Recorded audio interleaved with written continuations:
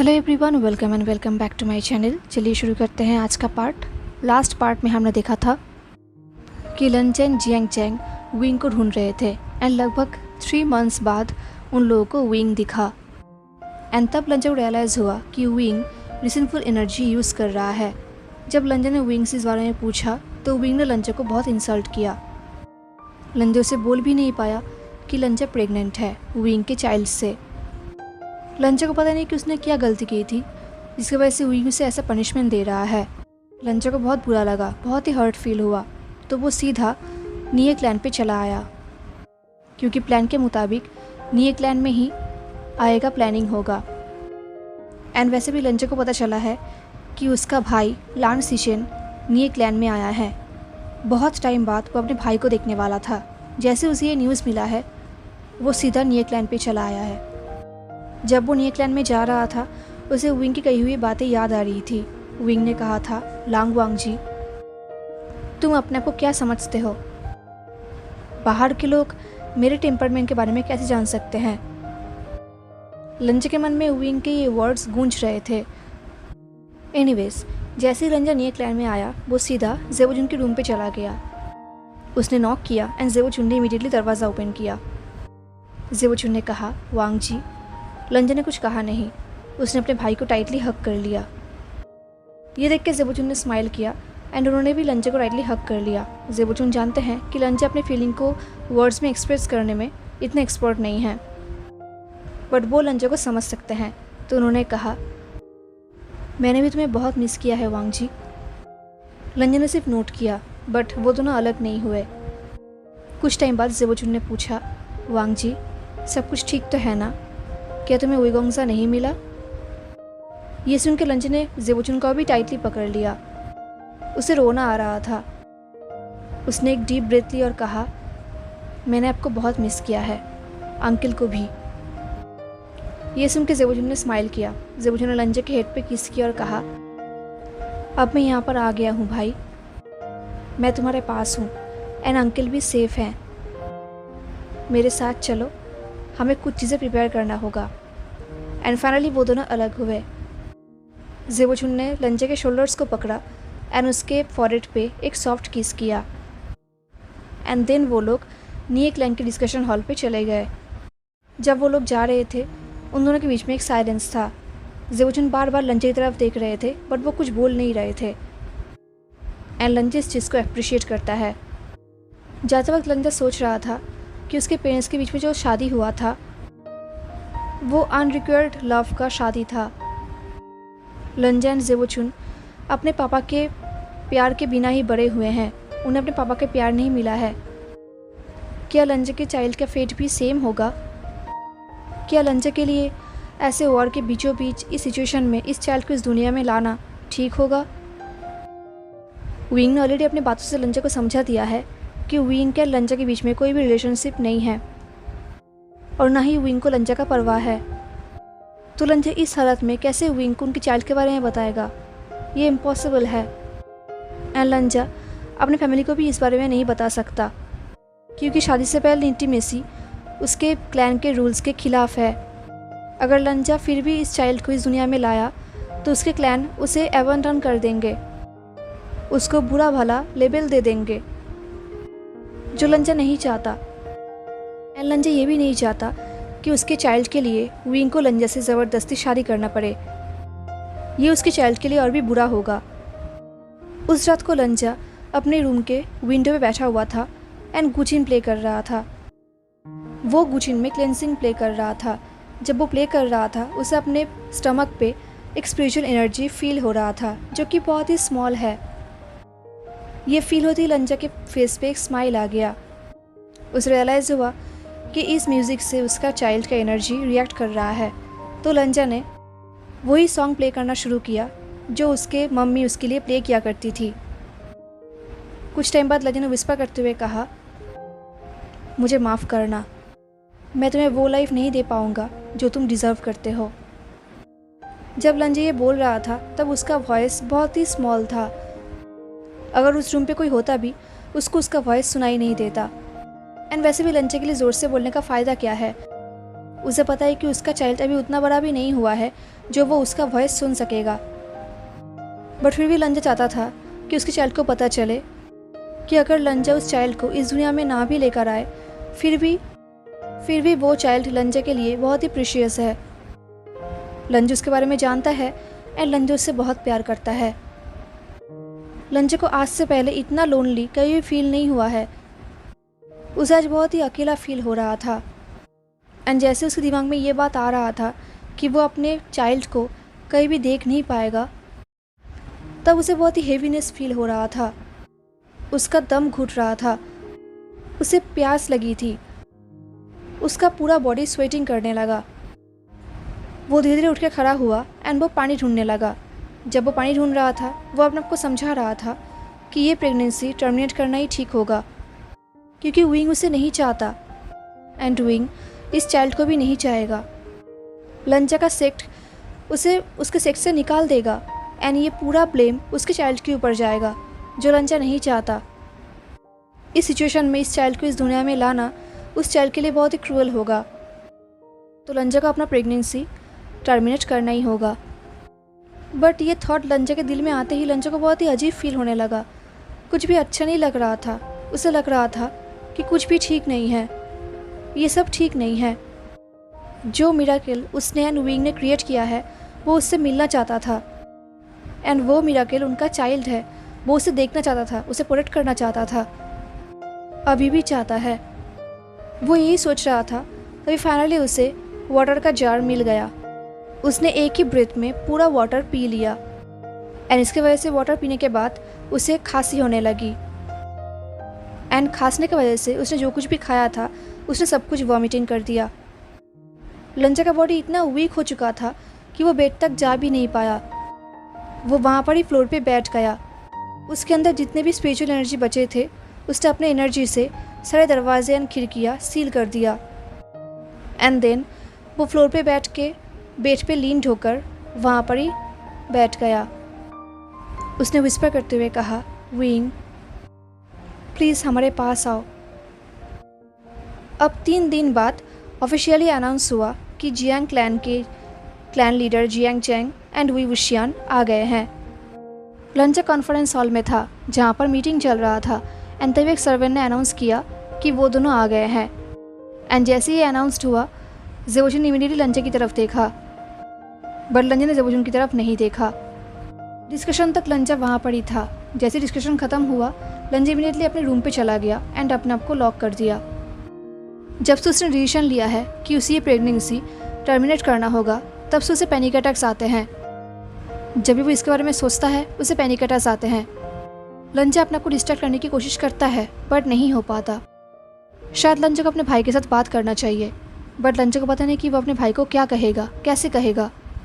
अगर उसने अपने भाई को कुछ भी कहा तो उसका भाई विंग से हेट करने लग जाएंगे। उसके भाई के लिए विंग विलेन बन जाएगा एंड लंजा ये नहीं चाहता।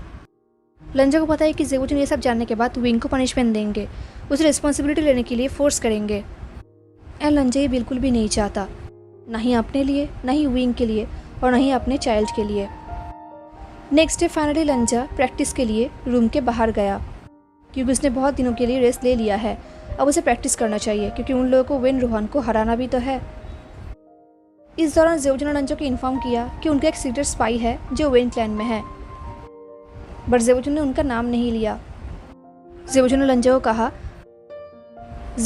को इन्फॉर्म किया कि उनके स्पाई का फाइनल कन्फर्मेशन के बाद ही उनका प्लान एक्शन में आएगा। बट अभी के लिए सारे कल्टिवेटर्स को अपने आप को ट्रेन करना होगा अपकमिंग फाइट के लिए। जब लंजा सब सोच रहा था, तब उसने देखा कि वहाँ से जियांग चैंग नियोसन को एक रूम से निकल के बाहर लेकर आ रहा है एंड उसके तरफ ही आ रहा है। एंड इसके वजह से जियांग चैंग लंजा का आई कांटेक्ट हुआ, बट जियांग चैंग इमीडिएटली अपने आइज़ को टर्न कर लिया एंड वो नियोसन को लेकर वहाँ से निकल गया। लंजा वहाँ पर ही खड़ा था। तब उसने देखा कि उसी रूम से जियान याली भी बाहर आ रही हैं। ये देखते ही लंजा का हार्ट बीट फास्ट हो गया। इसका मतलब उस रूम पे विंग भी है। लंजा अपने आप को नहीं रोक पाया, वो धीरे धीरे उस रूम की तरफ आगे बढ़ने लगा। अब लंजा उस रूम के बाहर खड़ा था, वो बाहर से रूम के अंदर देख रहा था। अंदर विंग अपने हाथों के फ्लूइड को देख रहा था एंड उसके आसपास रिसेंटफुल एनर्जी था। विंग को ऐसे देखते हुए लंजन ने बिचन को टाइटली पकड़ लिया। वो सोच रहा था कोई तो रास्ता होगा जिसके थ्रू वो ये रिसेंटफुल एनर्जी क्लींस कर पाएगा, क्योंकि लंजा जानता है कि ये एनर्जी इंसान की इमोशन एंड टेम्परमेंट से खेलता है, इंसान को हार्म करता है, वो भी डेडली। एंड वो विंग को ऐसे हार्म होते हुए नहीं देख सकता, वो विंग को ऐसे नहीं देख सकता। ये सोचते हुए लंजा वहाँ से निकल गया एंड वो अपने रूम पे चला आया। वो दरवाज़ा बंद करके बार बार क्लिनजिंग प्ले कर रहा था। वो सोच रहा था काश वो अभी गुसू जा पाता। वो सोच रहा था कि काश वो गुसू के लाइब्रेरी के फॉरबिडन सेक्शन पे जा पाता, क्योंकि वो जानता है कि वहाँ पर ऐसा कोई ना कोई बुक तो ज़रूर होगा जहाँ पर रिसेंटफुल एनर्जी को क्लीन करने का ऑप्शन रहेगा, कोई रास्ता रहेगा।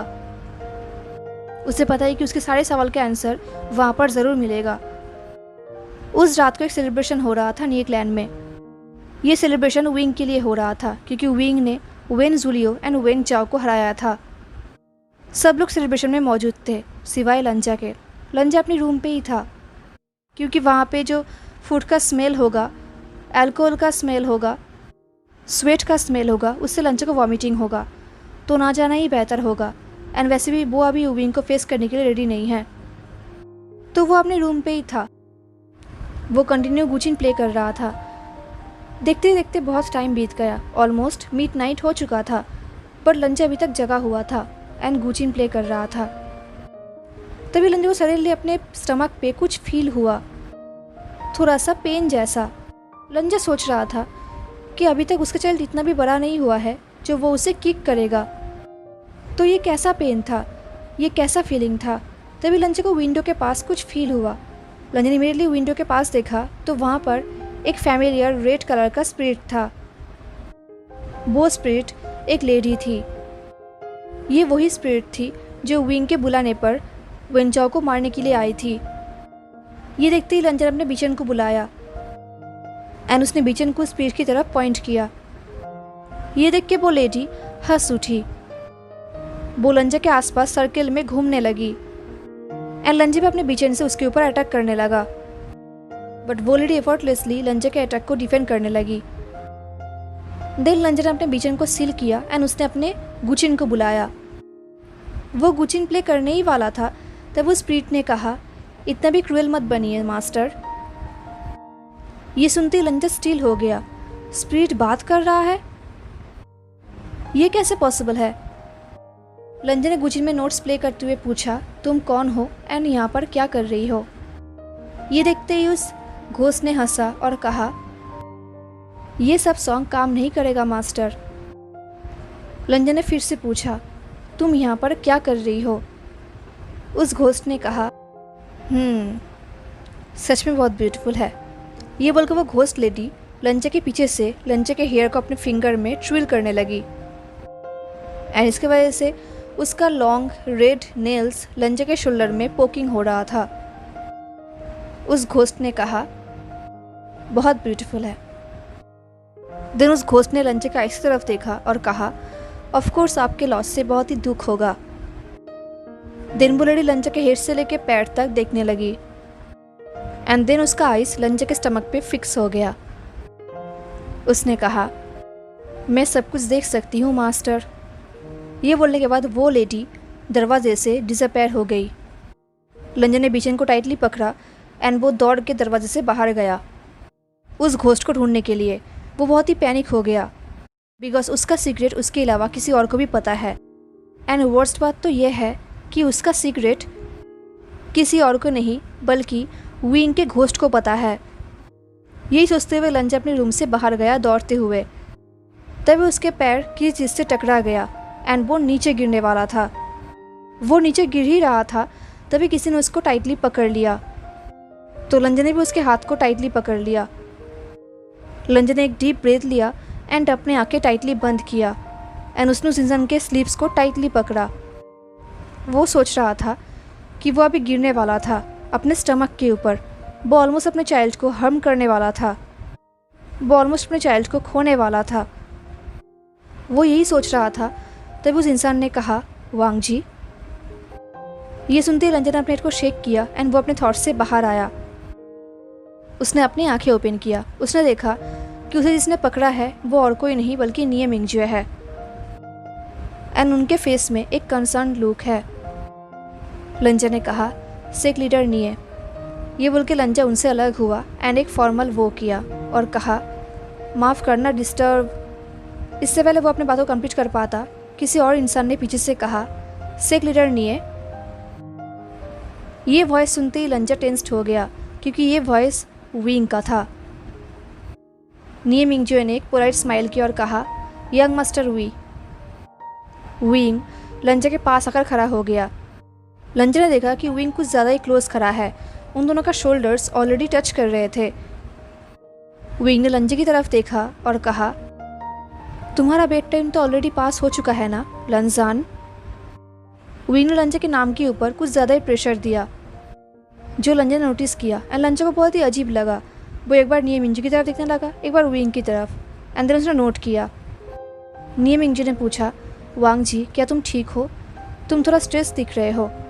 ये बोल के निये मिंगजू ने लंजा की तरफ एक स्टेप आगे बढ़ाया तो लंजा एक स्टेप पीछे चला गया एंड उसने अपने हाथों को अपने स्टमक के ऊपर रैप कर लिया अपने चाइल्ड को प्रोटेक्ट करने के लिए।